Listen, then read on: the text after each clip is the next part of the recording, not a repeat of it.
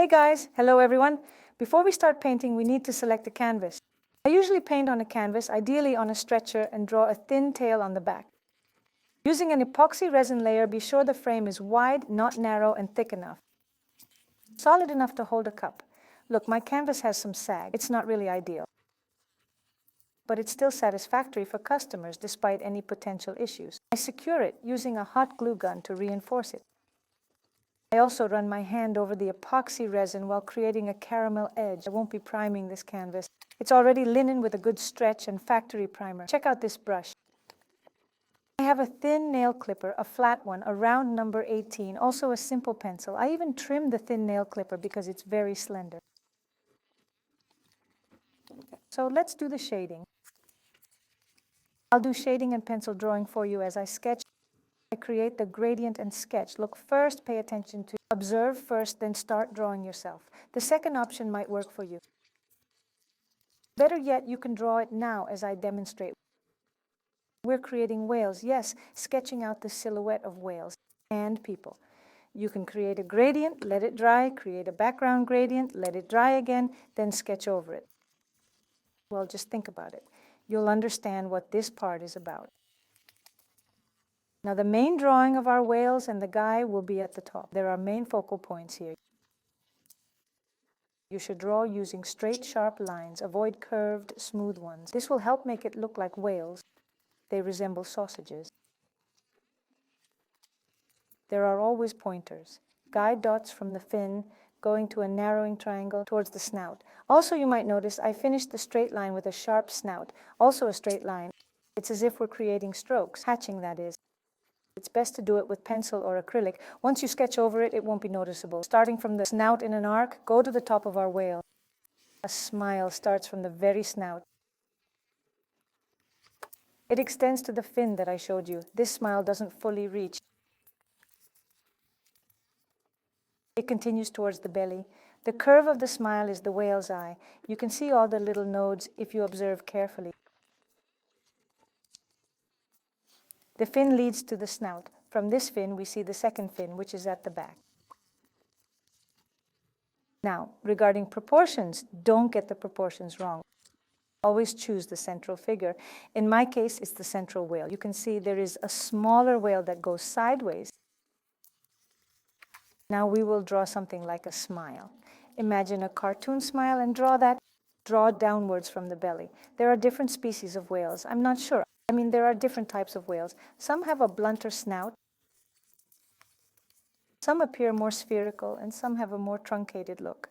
I choose to draw these ones. The whales I favor have long snouts. They have a small ridge, don't forget. Regarding the fins, by the way, some whales have longer and rounder fins. Others have different ones. I draw different forms of whales and different shapes of fins. I have also drawn a fin on this whale. Lastly, the tail, which needs to be visible but will fade out at the top into the sea. The sea, that is. Below, I'll have the whale that I showed you on the tablet. Draw the same smile, but inverted and looking downwards. It sort of emerges joyfully from the depths, that is. And it will be the darkest, by the way. It's the easiest to sketch. The most important thing still is to understand the proportions. I've made it quite long. I'll reduce it slightly. About whales, the widest part is a bit away from the fin. It's sort of a belly-ish section, not exactly. In the middle of the whale. After that, there's a long section that transitions into a tail and a large fin. Big fin, in other words. So don't overdo it with the fin. Best to make it slightly larger than smaller. And of course, since our whale is upside down, the eye is. We have it near the fin, remember? Next, I'll draw a girl. Guys, you must understand that we are not all professional artists here. I don't know. Maybe someone graduated from art school. I didn't. I don't know how to sketch the same body or the same whales academically. Sketch in a way that appeals to me, my clients, and how I feel. All our eye needs is a hint, not necessarily about details. Whether it's bodies, whales, or just some figures, the key thing is to provide a hint. Our eye understands. Take, for instance, I have a silhouette of a girl with only her legs and one arm visible. Meanwhile, the boy is represented by a head, back, shorts, and two rods signifying he's diving. There will be epoxy foam layered on top, and this image will come alive. Don't stress about the precision of the drawings at this stage. We're currently working with ombre using acrylic paint. Combining white and black in equal parts, I will shade using a slightly damp broad painting brush. It's challenging to outline everything and create a background where the top is lighter and the bottom is darker. I would suggest to create a smooth and neat ombre effect first to avoid patches and uneven lines. After that, sketch on top with a regular pencil. It's simpler. For ease of understanding, I first showed the drawing on a white canvas. It's more visible. When I show you the drawing on camera against the ombre, it's harder to see the details, which is why I displayed it on the canvas. Ideally, I would first create the ombre, then sketch with a pencil, ensuring smoother color transition. Wet the brush, but not excessively. Make sure your brush is not too wet. Semi-dry works better as it creates denser strokes than a wet brush. Paint the bottom as purely black as possible, and with a dry brush blurred into the upper part. Avoid painting in hot weather or in a warm room because acrylic dries super fast. In contrast, oil paint takes longer to dry, which in some respects is more forgiving. If you struggle with acrylic, switch to oil, it's faster. However, as I plan to coat everything with epoxy resin, I prefer acrylic. I'm using paper, but if you have a painting sponge like a dishwashing one, use it. Dip it in dry acrylic. Pat it onto the palette to mute the color. We're sketching clouds next, resembling coral reefs.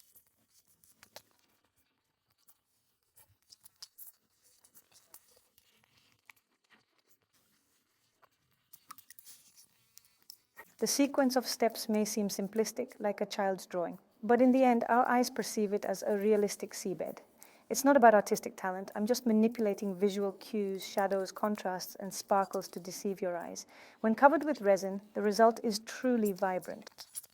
Now I've picked a building brush to paint the bushes. You might question its simplicity, even comparing it to a child's drawing, so give it a try.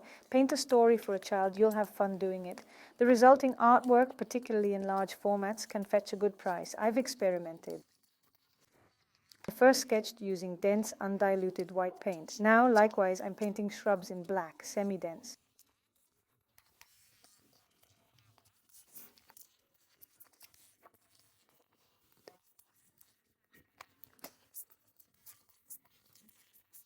Sure to replace the napkins to keep them clean in order to draw our figures.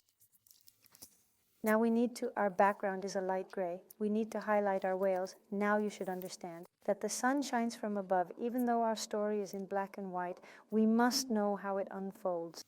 Like the sun shines above, beneath is dark, indicating the belly. Below are the fins of our whales, and even.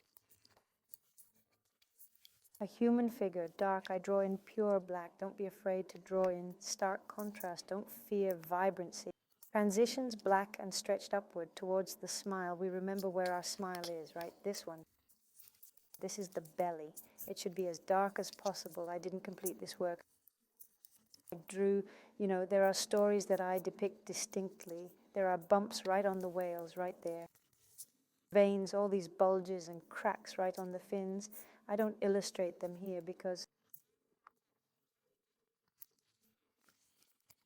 I will enhance this work. It is small. If you draw intensively, this strong realism is overpowering on small things. In such a small space, it will look somewhat out of place, in my opinion. Furthermore, I will enshroud it all with resin, incorporate stones, just like that. In my opinion, a stark depiction here would be inappropriate for our whale to shine. For our male and female figures to be visible, we need to make dark spots or light ones. It all depends on how dark you want the whale to be. And see, I paint haphazardly, stains, notice the contours. If you take a closer look at our ocean, you'll notice that it's not perfectly clean either. There are certain areas with clumps, floating algae, or just dark water, therefore. Even when you're painting, there should be a texture to the water, like it's dotted with specks. When we render the body of a whale, we always make stroking and streamlined movements. Look closer to the body, towards the tail, as if I were stroking something with volume using a brush, not in straightforward lines. Imagine that you're drawing a half circle. There should be an arc, which we fill in, then a three-dimensional effect will be created. Remember this. But here I would like you to understand how shadows and contrasts create our image through some movements. A pattern that is identifiable, a pattern that is liked and easily duplicated. For instance, fins are always uneven. The more irregular they are from different sides, the more similar they are. Don't just draw them straight. An ideal streamlined, smooth fin, no, it should almost have teeth, but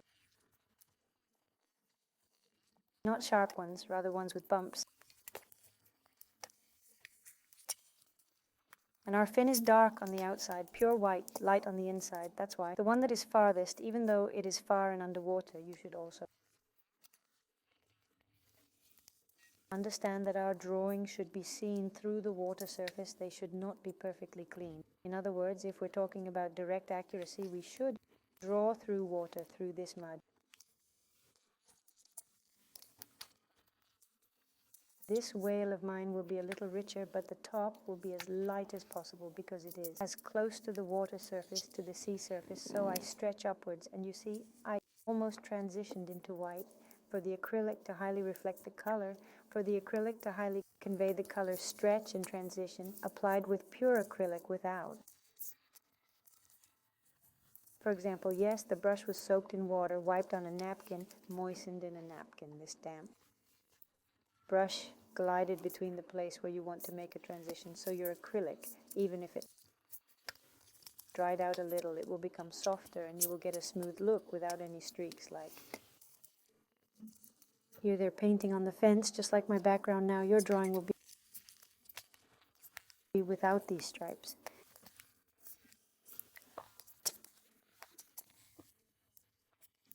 On the lower part of the nose, added various spots and pimples for your selection.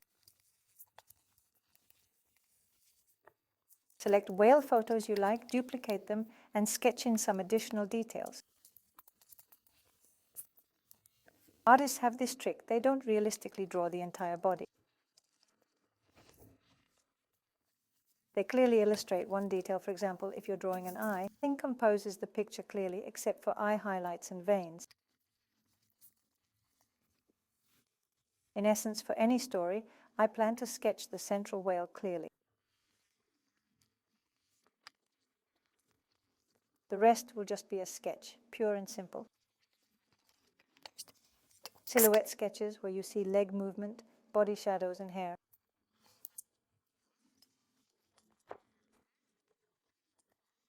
You'll see reflections on the water from dark and light contrast spots. I enjoy this.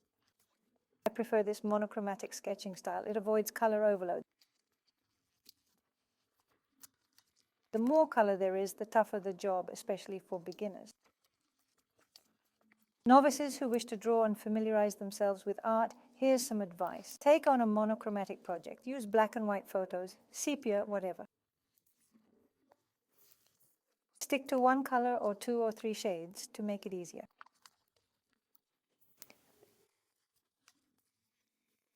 In essence, you'll only need 3 colors, white, slightly black. I add in a sea wave to avoid overloading, so we start working on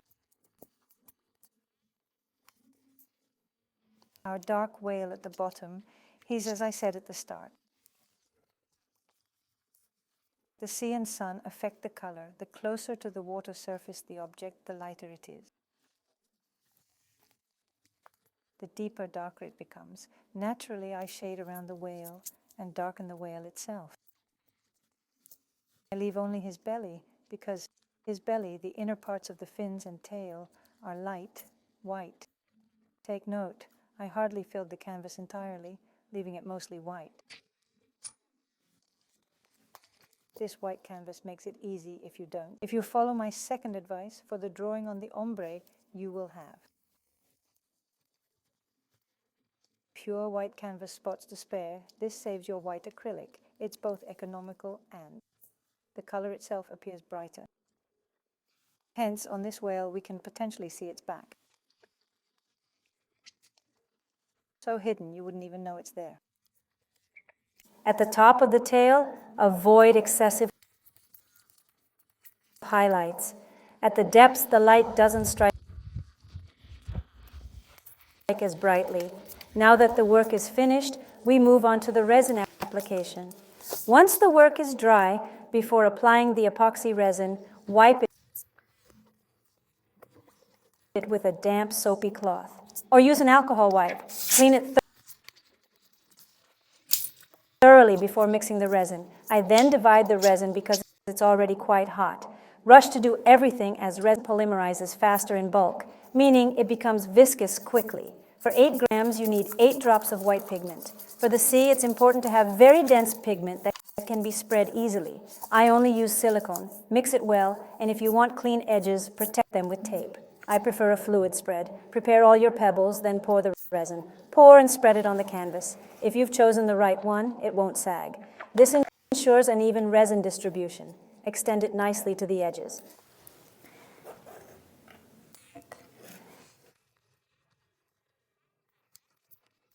For the finishing, place a generous amount in the center and stretch towards the edges. And there's one thing to remember, not only are we using silicone, but also undiluted ink. I'll specifically drip it to create a certain effect on the sea's surface.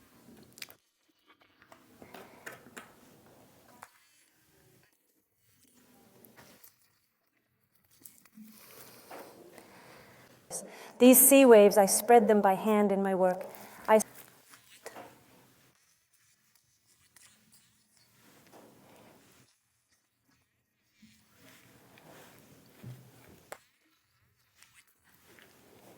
specifically want this uneven effect because, well, the sea isn't. I'm going to spray it, inflate it, and fan it out. Then I can finish it by spraying it once more. But when you do it the second way, like I do, you won't have a chance to correct it. You can't use too much silicone because it builds up and leaves residue.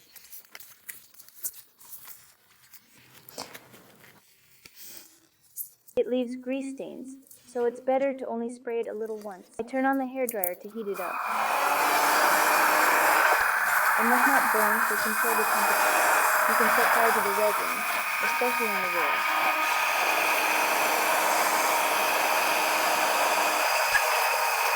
I'm directing air current into the picture.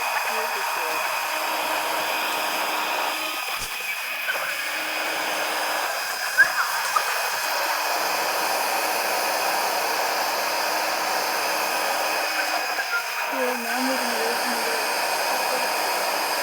Now, what's the issue for the beginner?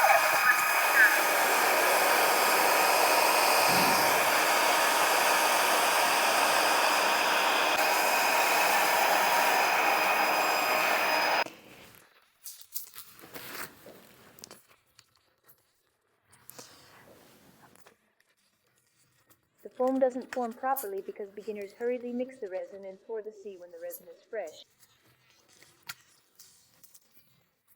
Just mixed, it begins to move and spread, even if you have done everything right. Even if you make a perfect sea, it will separate because the resin separates. It's important to wait until the resin has thickened. Now I'll use silicone. I want you to see how I do it. I need surface. Let's use a mold like this and spray the silicone on it according to your preference.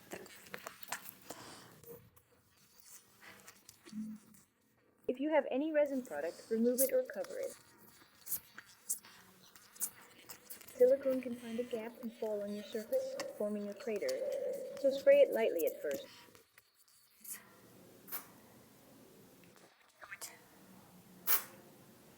Look, I don't know if it's visible on the camera. Look closely now, I'll take it.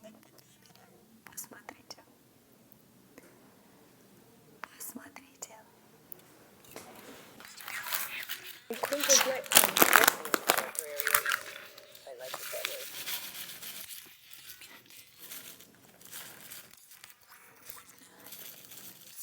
Creating a texture with stones is popular among clients. I will probably spread a few of these silver ones.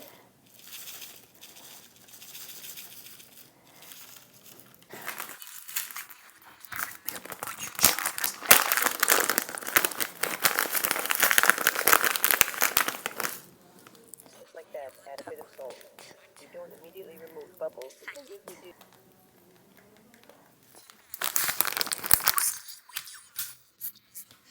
remove the bubbles now. It will soften the resin, even if it has thickened a lot, of course.